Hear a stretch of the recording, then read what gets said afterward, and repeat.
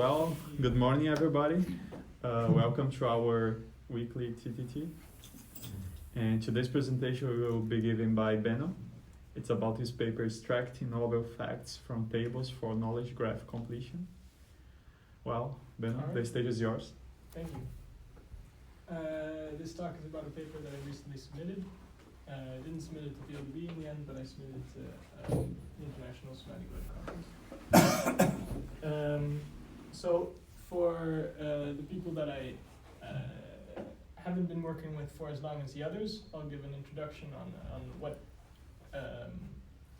field this is basically in, because it's not as close to databases as most of the research that is done here. So I'll explain kind of the context of the work.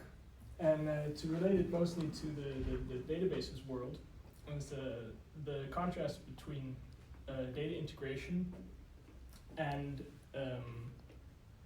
open data integration, open information extraction. So many people know the extract, transform, load paradigm of data integration. You have some tables, maybe from one database, you want to load them into another database, but you have to reconcile schemas and also reconcile the kinds of data that is in there. And in this context, you know, like in companies or in organizations, you basically already know what the sources are like. You know what kind of subject it is, it's a closed domain, and you pay people to write these queries to extract the data from one table and load it into the database. And there's all sorts of enterprise solutions that help you do this.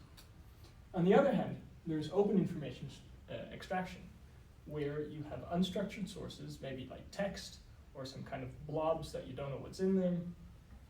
You don't know what the domain is, it might be about anything, and you just want to gather as much information as possible and kind of approximately make a large knowledge base that might contain information about lots of different subjects.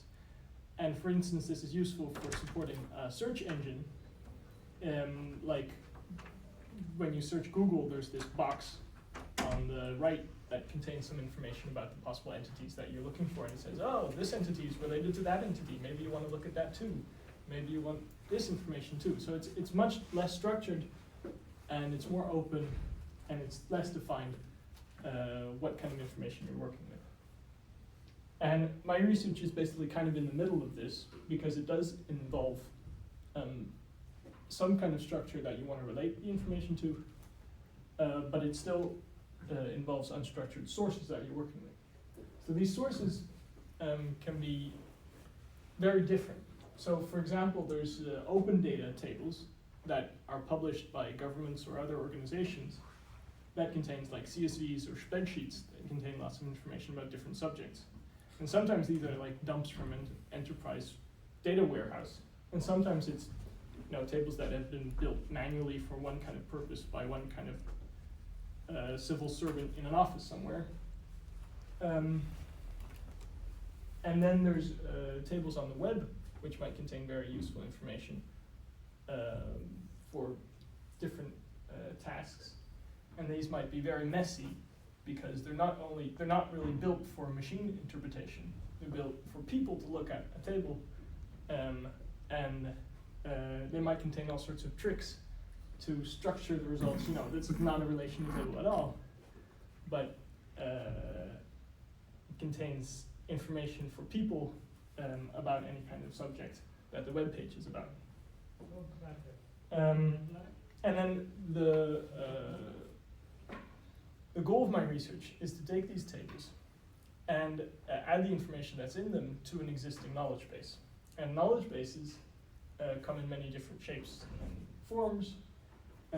One popular one that probably everybody's used without maybe knowing it is a knowledge base that Google has, a knowledge graph that they bootstrapped from some manually created source, and they used lots of different techniques to make this bigger and bigger and bigger in the usual Google way, to support their search applications and many other applications like their maps or any kind of thing they think of. And in contrast to that, there's an approach by different parties like in academia and sometimes outside of academia in which they publish data sources in a way that should make it easier for them to be combined later on with some kind of standard vocabulary or agreements on how to present this data. So, for example, like libraries and museums can publish information about their collections, and you can combine this information later on in an easy way and query it in the same manner. And these are often linked to knowledge bases that have been built by people for supporting these tasks with some kind of ground truth that might be useful. And DBpedia and Yago are extracted from Wikipedia, so it concerns all the topics that Wikipedia is about. And Wikidata is more recent and is manually created to support Wikipedia pages in lots of different languages and add structured information to them in an easy way.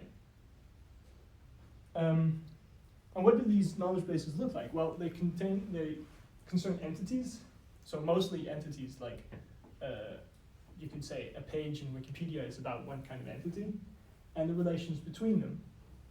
And also, they often have structure, like metadata about the kinds of entities that there are and how these kinds relate to each other. So there's like, what are the domains and the ranges of the relations that we're talking about? That's expressed in the knowledge base. And also the facts themselves. How are two different entities related? And this is all in some kind of standardized way, not strictly relational database, but something similar that should make it easy to combine different sources without being too bogged down by data modeling. The task that I aim at in this paper specifically is slot filling, in which we already know what kind of relations there are, what kind of entities there are, and the only thing we're looking for is new connections between entities, new facts, new tuples basically, without actually adding new primary keys. So for example, we have a knowledge base that contains the CWI and some guy called David van Danzig, but we don't know yet that he actually founded the CWI, even though we have a lot of context about these entities already, or one of the guys anyway. And specifically, the first task that I need to solve is table interpretation, in which we have a table from some kind of source, and we want to know what kind of entities are in it and what kind of relations are expressed in the table. So, for example, we have this table, and we want to know that this cell refers to this entity, and this column refers to the relation author. And in some cases, we're also interested in the class of a certain column, that all the entities in this column are actually books. And then there are data sets of multiple tables from different sources that have been manually annotated with annotations that say this cell corresponds to this entity, this column expresses this relation, and that kind of stuff. So once we have an approach that does this interpretation, we can match it to the gold standard and find out how good we score. And approaches that do this table interpretation make use of several different kind of features.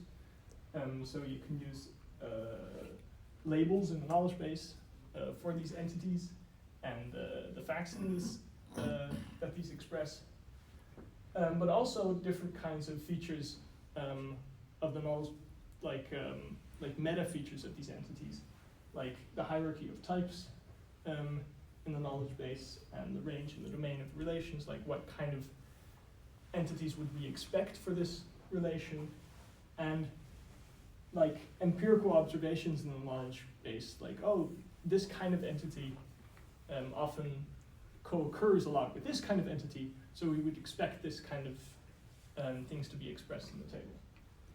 You might also use some approaches use external data, like this these entities occur in text in this kind of context, so they might be similar because they occur on the same web pages, for example. Now, there's a large, I mean, the two situations that I want to distinguish is the situations in which you already know things a lot about these entities, and the situations in which you don't. So when the task is interpreting tables for adding new facts to the knowledge base, you're looking for tables that express statements that are not yet in the knowledge base.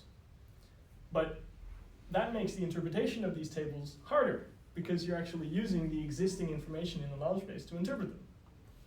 So the kind of features that the approaches make use of determine whether it's going to be good at interpreting tables that contain information that we already know, that's already in the knowledge base, or being better at tables that contain new information that we can hypothesize might be there, right? So making hypotheses, you need this kind of unknowns, right? You need to know, well, what is a reasonable fact that this table might express, but we don't know yet. Because otherwise, if you only rely on facts that you already know, you're going to say, well, this is not in the knowledge base, so probably this table doesn't actually express this relation or contain these entities.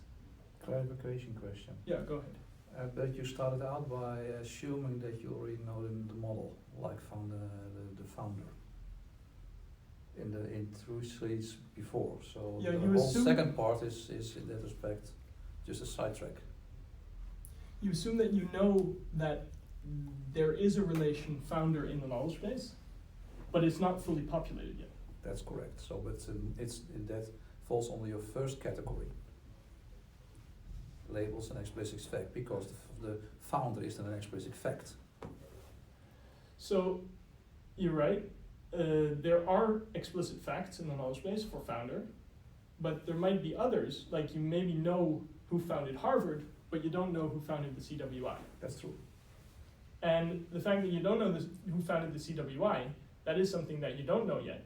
But you might know that institutions can only be founded by people. So you say, well, institutions should be founded by people. I don't know who founded the CWI, but whatever I'm looking for, it should be a person. And that would model the unknown, right? I don't know yet, but I know maybe what to expect. So we have these manually annotated tables, but they're from different data sources. They use different knowledge bases. The approach is, the existing systems use different features, and for evaluation, they measure the precision and the recall of the predictions that they make on the level of entities, of whether they classify the right entity for a certain row, and for the relations. But they don't actually evaluate whether they can find new information from these tables.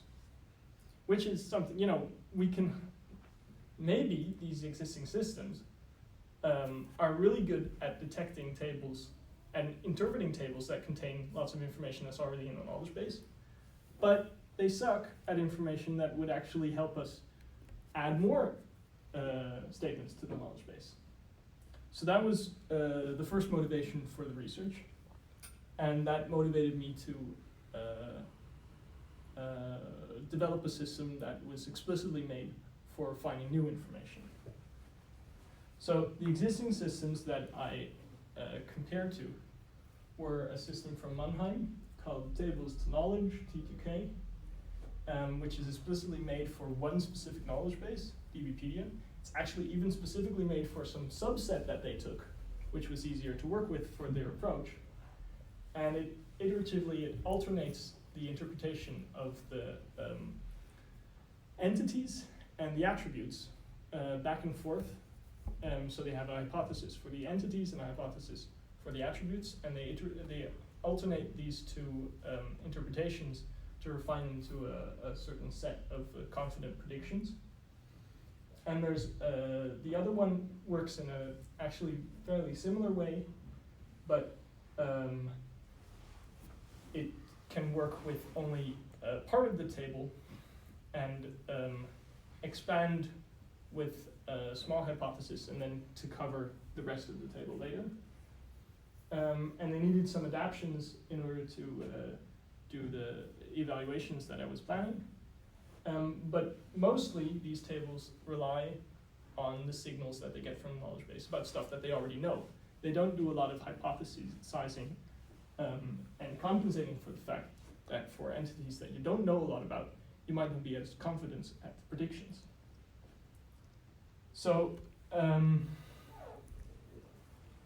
some background about the evaluation that I was doing. To make it more clear, you can say that if you have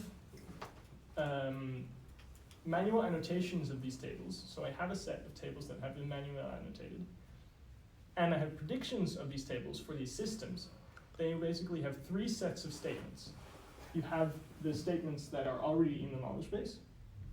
You have the statements that can be extracted from the manual annotations of these tables.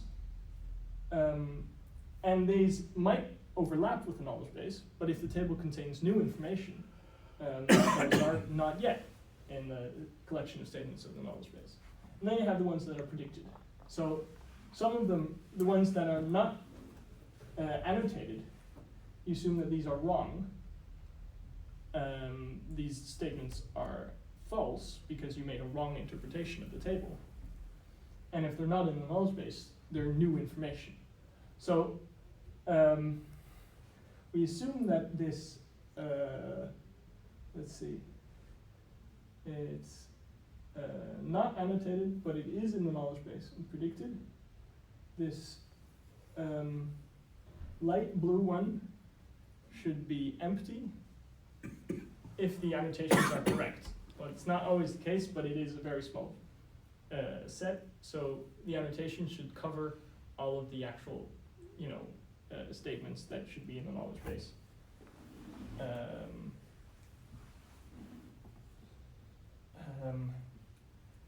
So we can look at the redundancy of the predictions to say the positive redundancy is we predicted these statements and they're correct, so they overlap with the annotated ones, but they're already in the knowledge base. So how many of the correctly predicted statements are already in the knowledge base?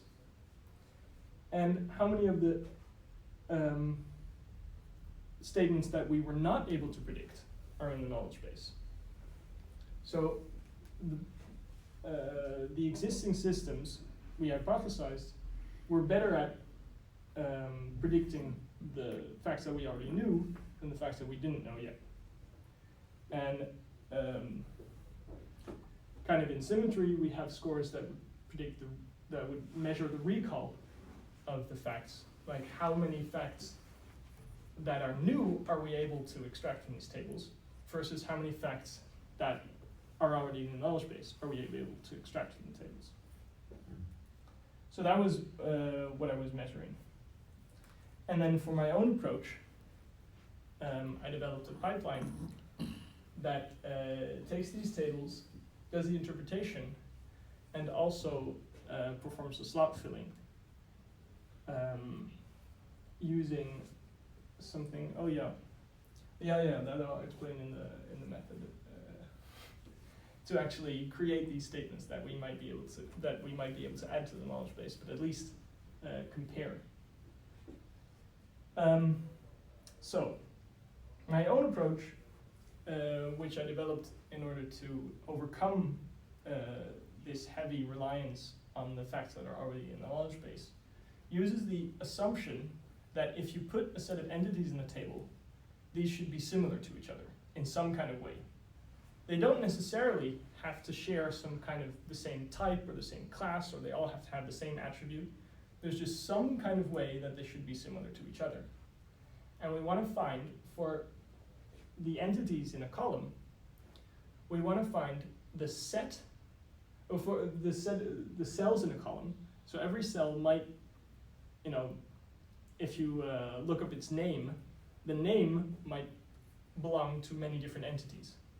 but you want to have the set of entities that are most similar to each other given these names.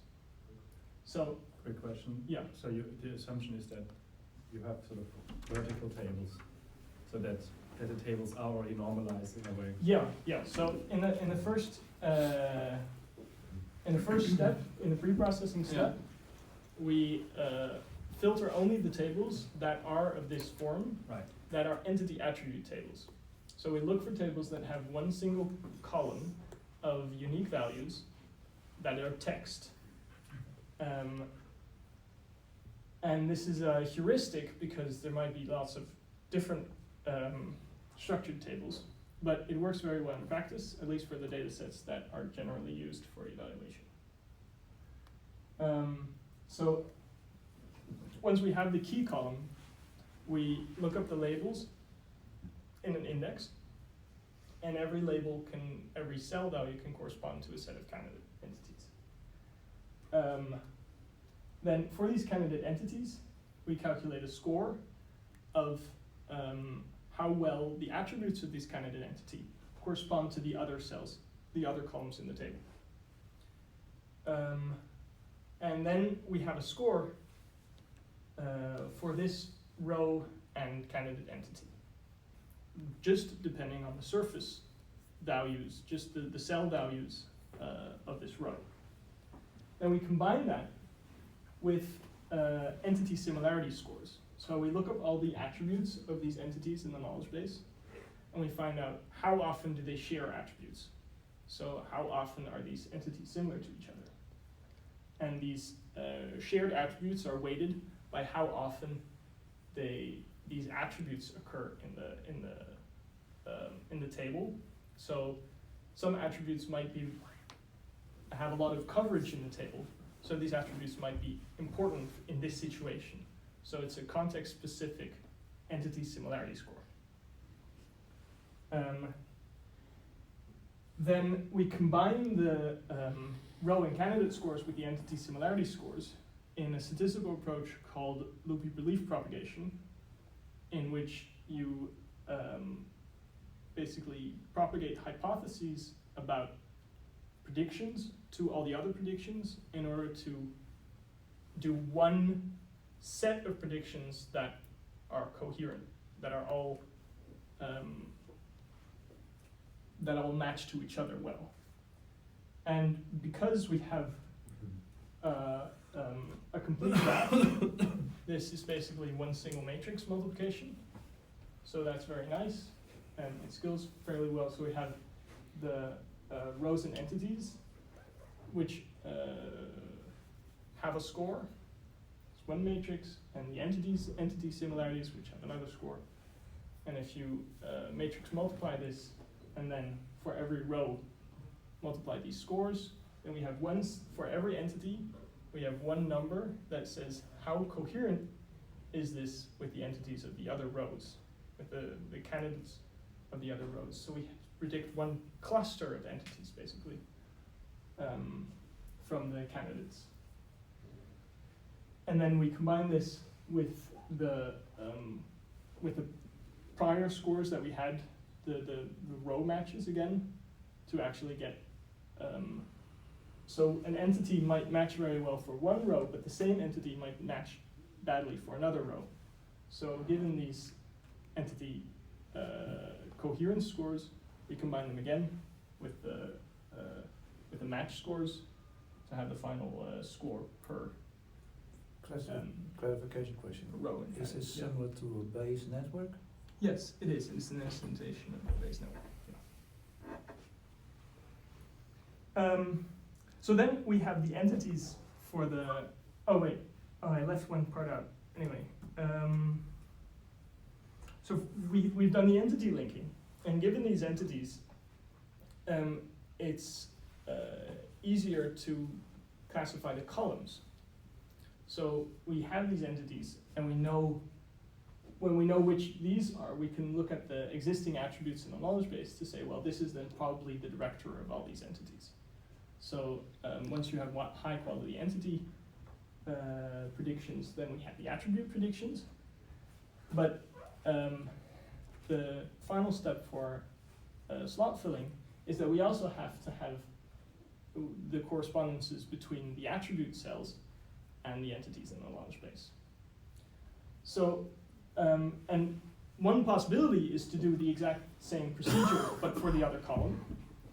But the nice thing is that once we have predictions for the entities and the attributes, we can do the disambiguation of the other column using hypotheses about what might be a likely value for the statement that we're extracting. So we already have the entity for the key column, we already have the relation, and we're looking for what would this other cell correspond to.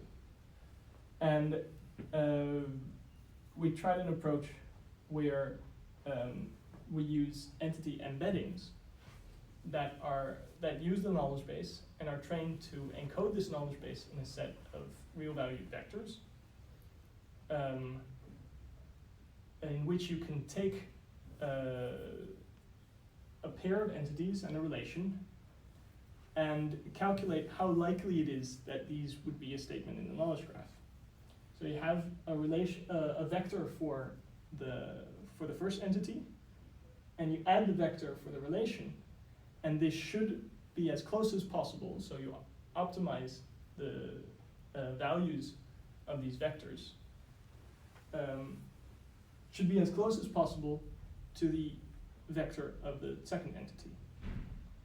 And because you run this optimization process on the existing knowledge base, you can estimate the scores for statements that are not yet in that knowledge base, but you basically use information given all the other information that we have, how likely is this new information? And so for the key, for the embedding of the key column and the embedding of the relation, we can take all possible candidates for this attribute cell and see which one is closest, like which one is most likely to finish this statement, to fill the slot. And that was how we did the last slot filling step. Now, and these are the results for the table interpretation. So the first step in the pipeline is we match these tables to the knowledge base, and we evaluate on the annotations and not on the extracted statements. So on the entity linking part, our approach has a higher recall, and these scores are the precision and recall is measured. The precision is how many of the predictions that you made are actually correct, and the recall is how many of the correct annotations did you actually predict. And given that you score every possible prediction, you can take a threshold value on that score and vary it. So if you put the threshold very high, then it will you only take the very confident predictions, which means that you get a high precision. And if you put the threshold very low, then you also take all the unconfident predictions, and you might get a higher recall. You actually predict more of the correct ones, but your precision will be lower. So that gives you a trade-off, and you can plot these trade-off curves so you can see which method might work with very high thresholds and which method. So what's the trade-off that you get for lower thresholds? And then you can combine these two scores in their harmonic mean, which is F1, and that kind of gives a summary of the trade-off, and then you take the point on this trade-off curve that gives you the highest harmonic mean of the two scores, and that's what we report here. So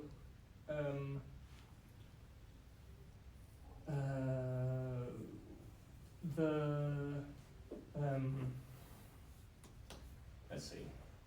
The existing systems use a limited knowledge base, so they use a selection of the knowledge base that helps them do high confidence predictions. But this has effect on the recall. And when we use the same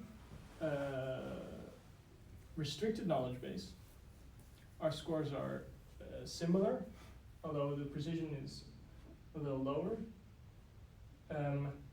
But when you expand this knowledge base, when you use the full knowledge base, we are still able to have fairly high precision, but our recall is much higher, so we can actually get more of the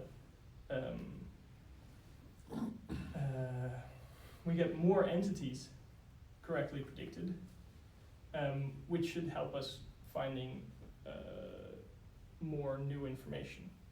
Because if you only take the most confident predictions, then you're able to find the tables that contain information that you already know. But if you are able to have more less confident predictions, then you might be able to add new information. And you can always do a filtering step later after you've done a lot of extractions. And you see later, well, maybe some of them might not be correct. But if you limit yourself in the beginning of this pipeline, then you're not able to compensate for it later. You can't take the new statements out of a hat. So we evaluated on 2 different data sets that have been annotated manually. And our focus in this was recall, but the precision is still comparable to the existing systems. So I got a question. Yeah. So you're saying that T2K match in this case wasn't using the entire DBpedia, but was using a subset, Yes. and you couldn't kind of force it to use all of it. No, it has to conform to the ontology, and a lot of DBpedia does not conform to the ontology. Yeah. So because this knowledge base turns out that it's, if we restrict ourselves to that knowledge base, it makes a large difference, and we want to know, does that actually only correspond to the labels in this knowledge? There's different sources of where you can get the labels from.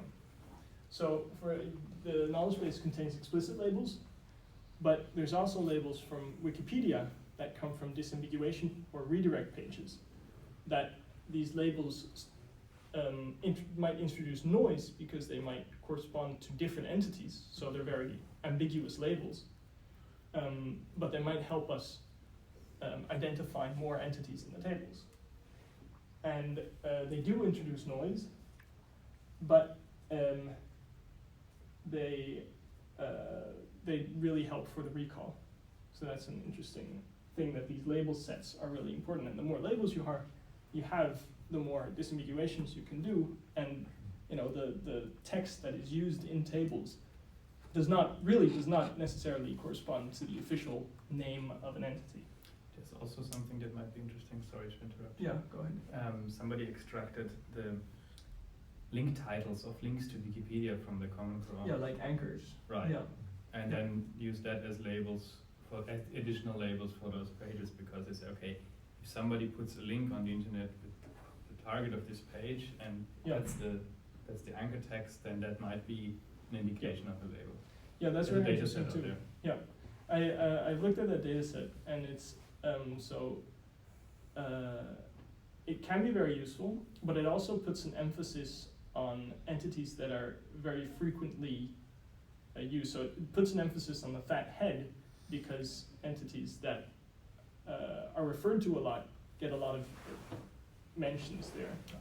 And it also introduces noise, because people often say, put an anchor to, like, read this on Wikipedia, and then it can link to anything, right? So, and then, so the previous evaluation was on the annotation level. And this evaluation is on the extracted statement level. So we extract the statements, and then we can make, we can distinguish between the new statements and the statements that we already know. And our aim is to actually add new information to the knowledge base. So that's the most important. Here we want to get our real conclusions.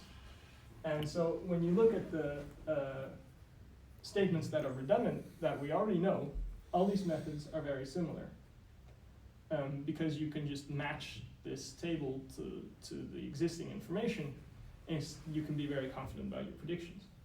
But when it concerns new information, then you really have to be able to make these hypotheses and be less confident, but still be able to extract this information.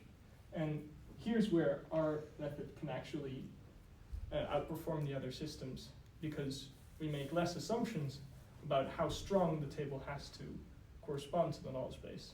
We assume that it's also okay if this entity is just similar to the other entities in the table. So here we're able to extract more new information. And the scores that I discussed before with the Venn diagram are the redundant and the novel recall, which for our approach is highest. And the redundancy is all very comparable. So that is mostly an artifact of the data set itself.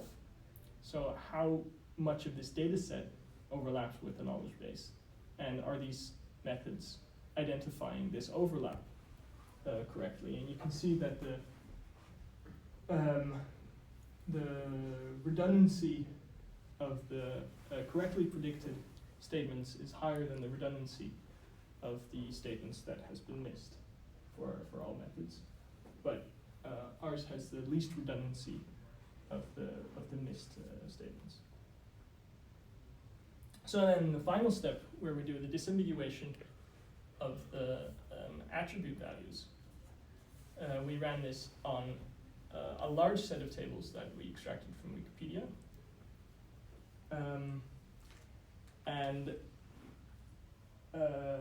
Let's see.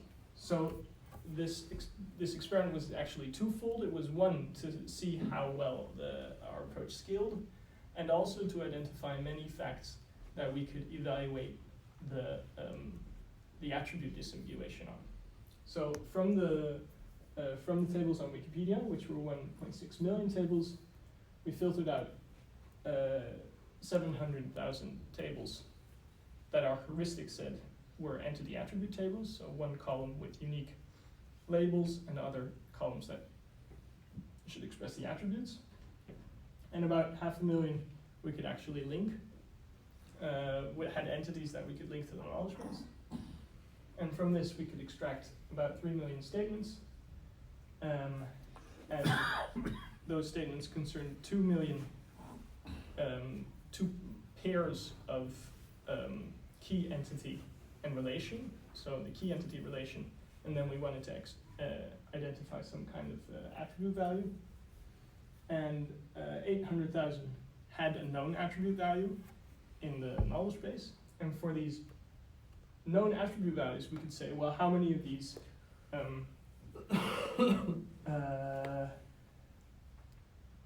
how many of the statements that we extracted from the table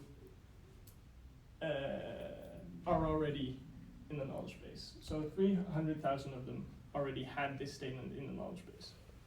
And then what we wanted to do is find out whether we can identify the correct attribute value with the embedding model that I presented before. And we can compare that to just using the top label from the label index. You query the label index for the attribute value and just use the best matching one.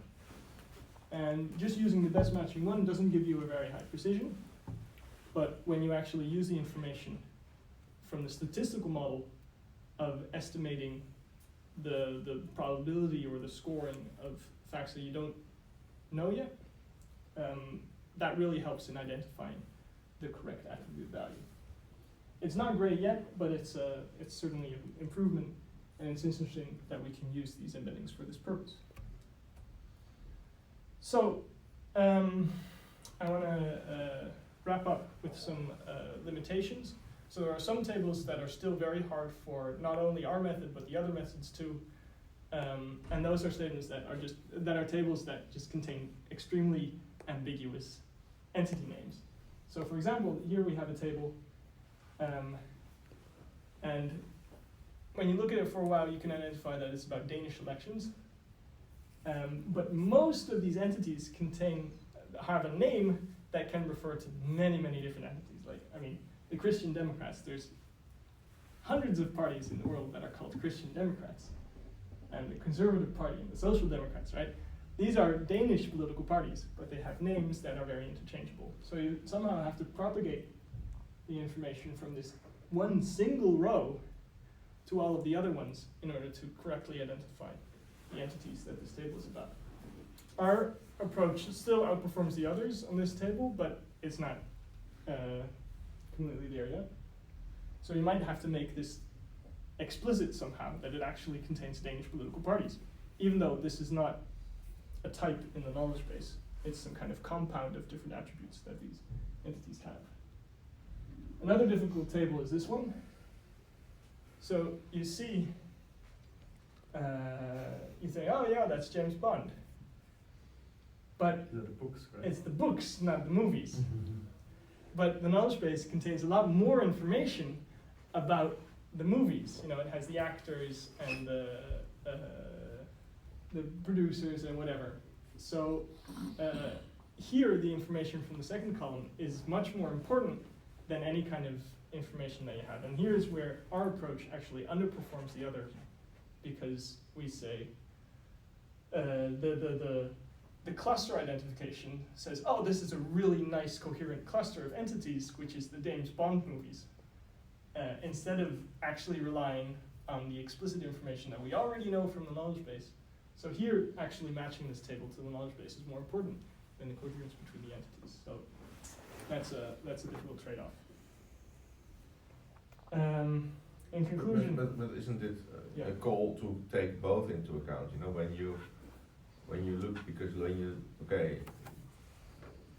because you now look only at the presence of the attributes, but not at their values. You know, like we do look at for the matching the values. entities, but if you have all these low numbers, these low years, you will get a better match for the books actually, Yeah. for the book entities that you might have. That's true, but you need some kind of trade-off parameter that says, Mhm. should we look more at the surface, at the values in the table, or should we look more at the coherence between the entities? And in some cases, you have to look more at the coherence because the table contains lots of new information. In some cases, the table contains all known information, and you should look more at the actual surface values. And at this point, that is a trade-off that we do globally for the entire method. But you might have to do it locally, saying, well, in this case, actually, the known information is more important. So I wouldn't exactly know how to do it, but it works badly in this case, but it works better. It compensates in other cases that contain new information.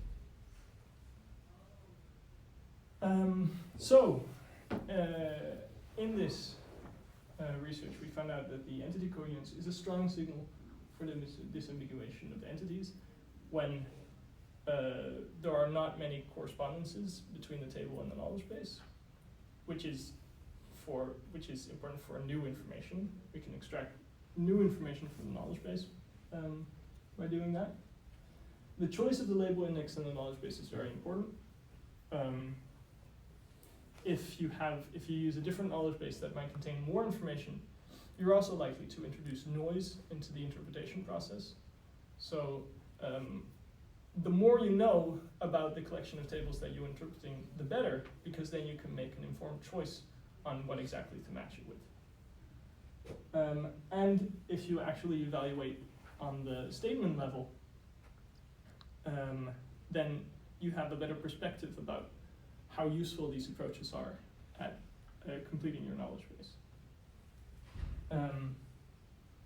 And then for future work, the limitation of this project is that it's limited to slot filling. We already know the entity, we already know the relation, we're only looking for new tuples in this table. But it would be interesting to actually identify new entities or whole new sets of entities that are not really covered by the knowledge bases. So for example, the existing knowledge bases that are used in research hardly have any commercial products in them because, you know, they're not academically interesting or whatever. But for industry, you know, you really want to be able, if you have a web shop, you really want to be able to identify your competitors' products or whatever. So you might want to be able to identify a whole new category of entities that you're looking for. Or what I'm looking at the moment is that there are many classes of entities that are not really covered by the data model of the knowledge base. So for example, events are sometimes described as attributes and not as their own independent entities. Like someone's birth is described by the attribute birth date and birthplace, but the birth itself is an event, like, or the fact that someone worked, had being of the president of a certain country, the presidency itself might be an entity and not just an attribute that someone is the president of a certain country. So this is a data modeling trade-off, but in order to identify these facts in tables, you might actually want to treat it as an entity itself, so it makes it easier to identify it. And discovering new relations by using statistics from a large corpus would be very interesting too, but that's beyond scope. That's it. Thank you for your Thank you.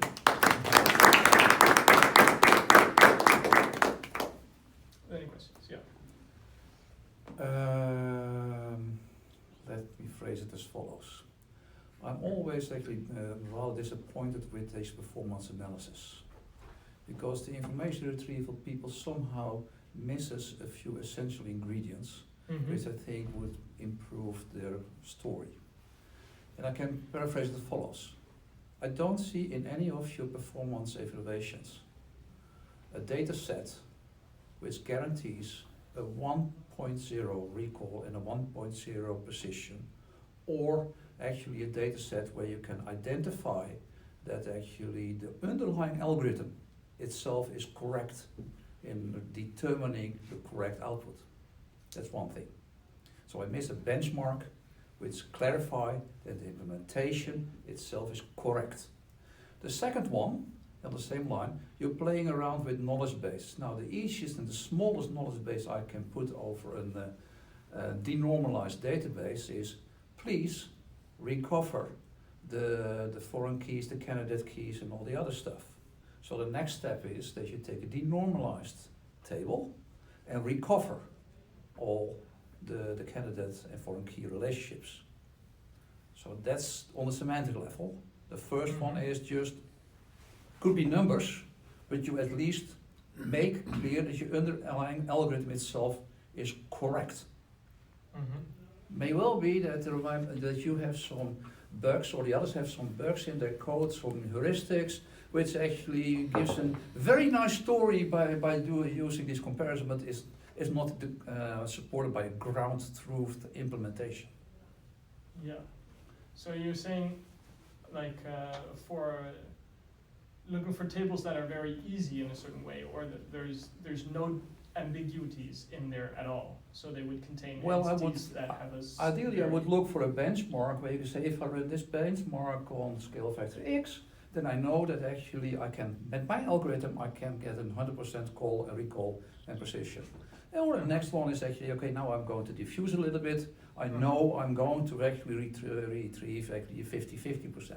So that's completely fake, actually data-centric definition, which checks the correctness of your implementation.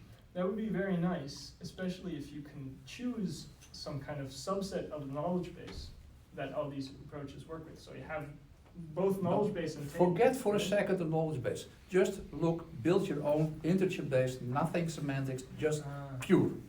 The next level is that you go to a semantic one, and then you go to a controlled semantic world with some semantic facts. But you say, if you learn this one, and that's why I came to the denormalized relation, in this denormalized relation, the slot filling is, tell me, where are the candidate keys? Where are the functional dependencies? Find them. And if you can't find them all, then well, you can make your knowledge base much more complex, you can much more statistics, but your algorithm is already then Yeah. questionable. It would be very nice, so someone should organize some kind of shared task or something. At a, It's a synthetic benchmark, I think. Right? Eh? Yeah, it's a synthetic benchmark. I think it's a very nice. It would improve the credibility of the results. Well, I don't have reason to doubt the credibility, but indeed, it's a good sanity check. Yeah. And you can tune how it would also force the creators of these systems to make them more flexible, right? I mean, I saw that one of them is hard-coded to make use of one specific set of assumptions, and if you say that these should be generated, then it would motivate people to make them more flexible. Any other questions? Okay. Thank you, Benno. Okay. Thanks.